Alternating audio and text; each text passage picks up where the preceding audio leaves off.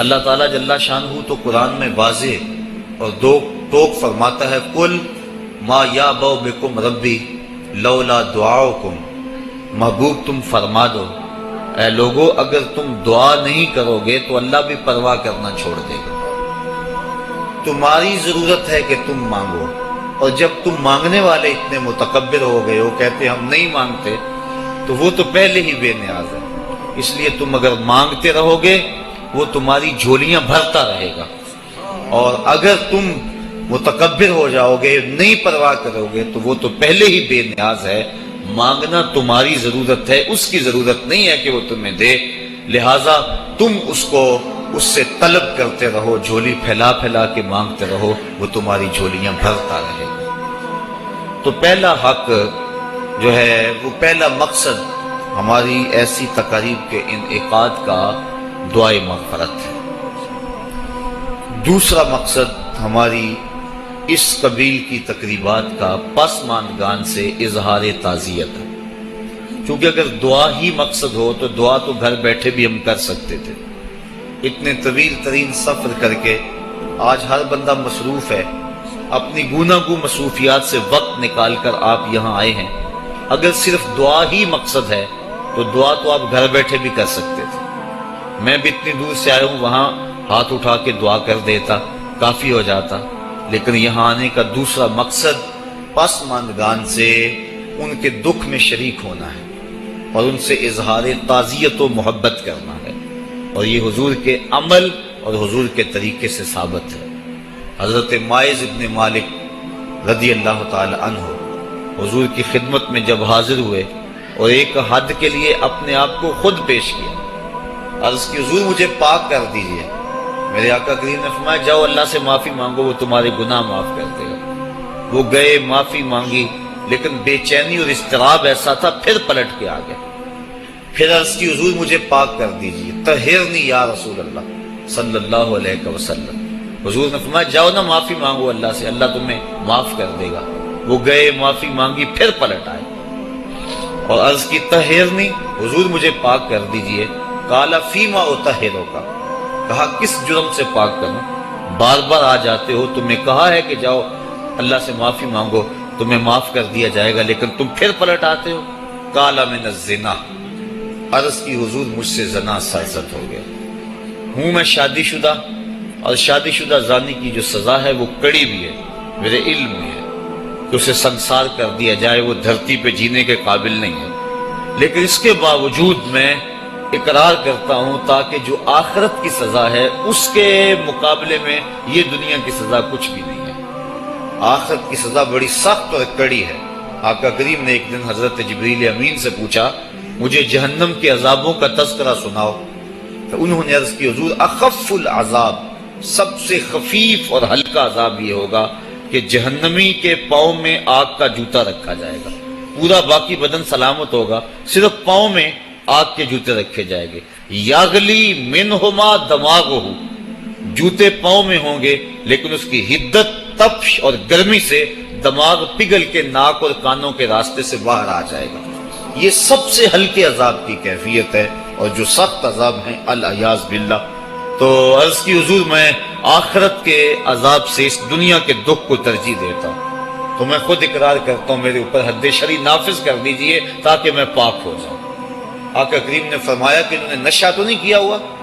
ایک صاحب اٹھے، منہ سونگا، عرض کی نہیں حضور ایسی کوئی کیفیت نہیں۔ پھر فرمایا کہ اس کا توازن عقلی تو ٹھیک ہے، اتنی بڑی سزا اس جرم کی اور یہ بار بار اقرار کیے جا رہا ہے۔ تو صحابہ نے عرض کی حضور صحیح الحواس ہیں، اور اتنے میں وہ 4-5 مرتبہ اپنے اس جرم کا اقرار کر چکے۔ اب گواہ کی کوئی ضرورت نہیں تھی، جب وہ خود اقراری تھے تو آقا کریم نے فرمایا ان کو سنسار کر دو۔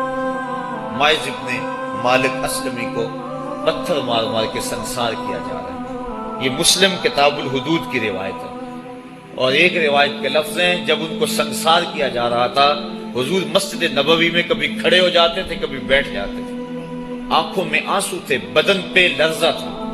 کسی نے کہا بندہ نواز خود ہی حکم دیا ہے اور خود ہی رو رہے ہو؟ کہا وہ میرا عدل تھا، یہ میری محبت ہے۔ مبتلا درد ہو کوئی عذب روتی ہے آنکھ، کس قدر ہم درد سارے جسم کی ہوتی ہے آنکھ۔ تو جب معاذ ابن مالک اسلمی کو سنسار کر دیا گیا تو حضور ان کے جنازے کے لیے خود گئے. کسی کی زبان سے نکلا لو معاذ نے زنا کیا تھا. میرے آقا کے چہرے پہ غصے کے آثار ظاہر ہوئے. فرمایا خبردار اگر کسی نے میرے معاذ پہ بات کی، اگر اس نے زنا کیا تھا تو میں نے پتھر نہیں مروائے. میرے معاذ نے ایسی سچی توبہ کی ہے اگر روئے زمین کے تمام لوگوں میں اسے تقسیم کر دیا جائے لکفاہم، سب کی مغفرت ہو جائے. یعنی اپنے آپ کو خود پیش کیا ہے. اور جب کوئی شخص حد شرعی اپنے اوپر قبول کر لیتا ہے بخوشی تو وہ ایسے ہوتا ہے جس طرح ابھی ماں کے پیٹ سے اس نے جنم لیا ہو. تو فرمایا اگر اس کی توبہ تمام روئے زمین کے مسلمانوں میں تقسیم کر دی جائے لکفاہم، تو ان کے لیے کافی ہو جائے. اب حضرت معاذ ابن مالک اسلمی تدفین ان کی کر دی گئی. ان کی وفات کا دوسرا دن تھا یا ان کی وفات کا تیسرا دن تھا. صحابہ کو شک تھا کہ دوسرا ہے یا تیسرا. حضور علیہ السلام راوی شک سے بیان کرتا ہے اور ہمیں شک کا فائدہ مل گیا. تو حضور ان کے ہاں تشریف لے گئے. وہم جلوس، جب حضور گئے تو صحابہ بیٹھے ہوئے تھے. اور آقا کریم نے جا کے فرمایا کہ استغفروا لماعز، اپنے بھائی معاذ کے لیے استغفار کرو، اس کے لیے بخشش کی دعا کرو. اور یہی ہم کرتے ہیں کہ لوگ بیٹھے ہوتے ہیں، ہم جا کہتے ہیں کہ استغفار کرو، دعا کرو، فاتحہ پڑھو. تو حضور علیہ السلام گئے، صحابہ لفظ ہے وہم جلوس، وہ بیٹھے ہوئے تھے. اور آقا کریم نے فرمایا استغفروا لماعز، معاذ ابن مالک کے لیے مغفرت کی دعا کرو، ان کے لیے ہاتھ اٹھاؤ. صحابہ نے حضور کی معیت میں ان کے لیے استغفار کیا اور مغفرت کی دعا کی. اب سوال یہ ہے کہ اگر دعا ہی مقصود تھا تو دعا تو مسجد نبوی میں بھی ہو سکتی تھی، حجرہ عائشہ میں بھی ہو سکتی تھی، ستون تہجد کے پاس بھی ہو سکتی تھی. دعا نماز جنازہ خود دعا ہے. پھر میرے آقا فرما چکے ہیں اس کی توبہ تو اوروں میں بانٹی جائے تو ان کی بھی مغفرت ہو جائے. پھر حضور ان کے ہاں کیوں گئے؟ اس لیے کہ ان کے پسماندگان سے تعزیت کرنی تھی. اور جن کے گھر حضور گئے ہوں گے کوئی دکھ رہا ہوگا.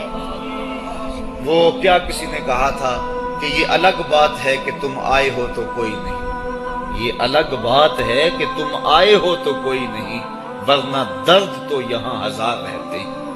تو جس گھر میں حضور چلے گئے ہوں گے وہاں کوئی دکھ تو نہیں رہا ہوگا، وہاں تو سکھوں کے سویرے ہو گئے. انہیں تو خوشی ہوگی کہ آج آقا کے قدم ہمارے گھر آئے. ایسے دکھاں تو سکھ واری، ایسے دکھ اور جن پر سکھ بھی قربان کر دیں. تو حضور ان کے گھر جا کو شعور بخشا. کس نے تجھے چلنا سکھایا؟ کس نے تجھے بولنا سکھایا؟ کس نے تیری چھاتی میں زور رکھا؟ آج تو کڑیل جوان ہے، آج دولت کے انبار تیرے پاس ہیں، آج تو چودھری ہے، آج تو خان صاحب ہے، آج تو بہت بڑا عالم ہے، آج تو مفتی ہے، آج تو پیر ہے، آج تو منسٹر ہے، آج تو ناظم ہے، آج دنیا تیری بات گزار ہے. آج تیرے دماغ میں وہ قوت رکھ دی گئی کہ دنیا کو تو انگلیوں پہ نچا رہا ہے. ذرا پلٹ کے دیکھنا پیچھے، ذرا پیچھے لوٹ کے تو دیکھ. تو چار پائی کے سہارے بھی چلنا نہیں جانتا تھا، پھر تجھے چار پائی سے چلنا سکھایا.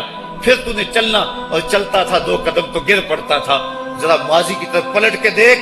اور تو بھول گیا رب کو جس نے تجھے اتنا کچھ دیا. چل ماضی کی طرف پلٹ کے نہیں دیکھنا، مستقبل کی طرف ہی جھانک کے دیکھ لے. ایک وقت پھر دوبارہ تیرے اوپر ایسا آئے گا، پھر تیری بولتی بند ہو جائے گی، پھر تیرا چلنا بند ہو جائے گا. چار پائی سے لگ گیا، مورے میں تکلیف ہو گئی، تو فالج زدہ ہو گیا. سارے گھر والے 4 دن تو بڑی خدمت میں لگے رہے، لیکن انہیں اپنے کام بھی تو کرنے تھے. پھر آہستہ آہستہ تجھے اگنور کرنا شروع کر دیا. تو بھی اس بات کو سمجھنے لگا.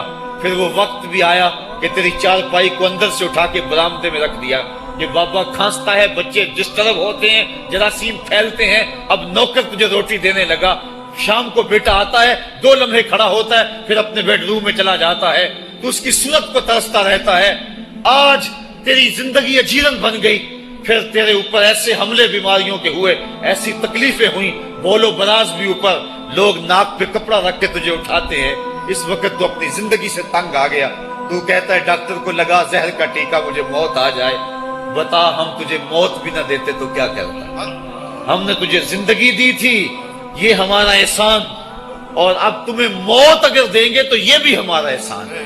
اگر تو تڑپتا تھا، تیری زندگی جو ہے وہ اچیلن بن چکی تھی، سارے تجھ سے تنگ آ گئے تھے، تیرے بیٹے بھی کہتے دعا کرو اللہ بابے کو پردہ دے دے، سارے تیرے پردہ مانگ رہے تھے، اب بتا کہ ہم تجھے پردہ بھی نہ دیتے تو کیا کرتے؟